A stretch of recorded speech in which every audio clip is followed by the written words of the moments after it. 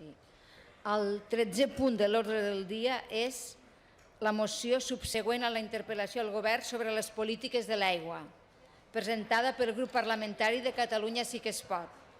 Per exposar-la té la paraula la senyora Hortènsia Grau.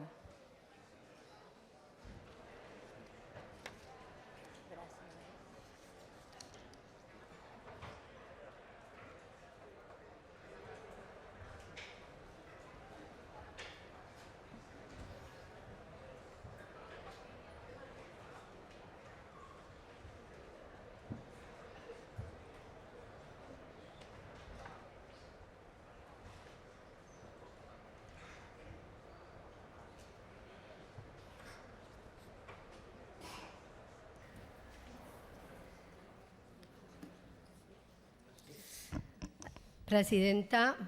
conseller, consellers i conselleres. En primer que tot vull agrair a tots els grups que han presentat esmenes la facilitat per poder arribar a acords amb una moció que, com ja vaig dir en la interpel·lació, abordava temes d'aigua bàsicament en dos blocs. El tema pla hidrològic Conca de l'Ebre, perquè a més, si se'n recorden, va ser previ a la manifestació que va haver el diumenge i em pensava que era important que aquest Parlament es manifestés, la sobirania d'aquest Parlament, i també tot el tema del pla de conques internes. Per això, Sergi, senyor Saladié, per això no vaig incloure el tema de l'ATL amb aquesta moció, perquè ja li vaig dir al conseller que jo crec que el tema de l'ATL requereix una proposta de resolució, però com que tindrem oportunitat amb la propo de llei que han presentat els socialistes, o si no, presentarem una nova moció, no passa res, o una nova proposta de resolució, aquí ens interessava molt més parlar de les qüestions ambientals, parlar del Pla Hidrològic de Conca de l'Ebre i parlar del Pla Hidrològic de Conques Internes.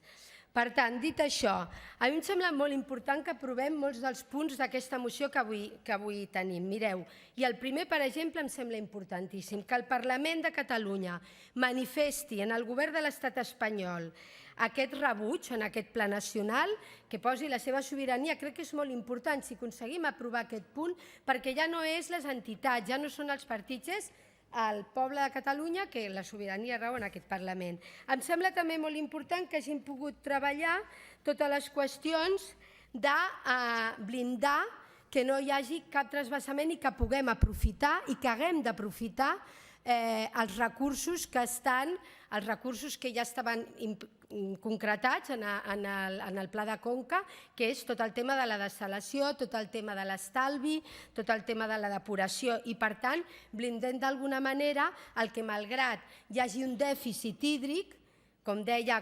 el Pla de Gestió de Conques Fluvials amb el complex ATL, blindem que això no impliqui un transvasament d'aigua, sigui de l'Ebre, sigui del Roine o sigui de conques externes, tal com diu la directiva marc, que el transvasament sempre és l'última solució. Com que encara tenim solucions, perquè les dessaladores no han funcionat, per exemple, al 100% de la seva capacitat, doncs és important que aprovem aquest punt. També tota la qüestió de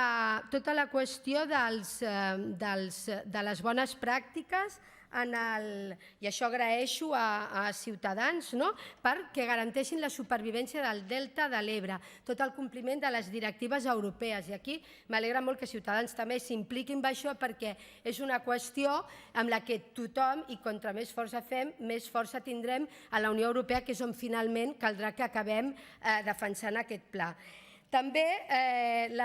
totes les qüestions,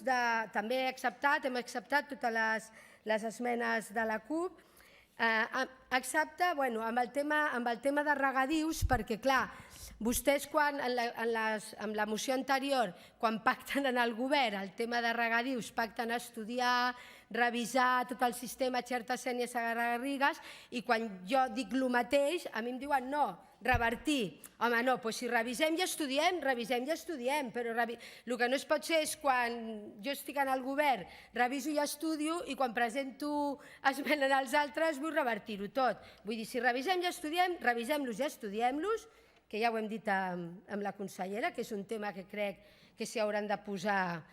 els dos consellers aquí asseguts per superar aquest decalatge que tenim històric entre conservacionistes i el sector agrícola, però és un tema que caldrà revisar. No només el Segarra-Garrigues, que a més hi ha tot un tema econòmic, sinó també el Xerta-Sénia. I també ens interessa molt que s'hagin aprovat totes les esmenes que fan relació al Pla de Conques Internes, al Pla de Conques Fluvials de Catalunya,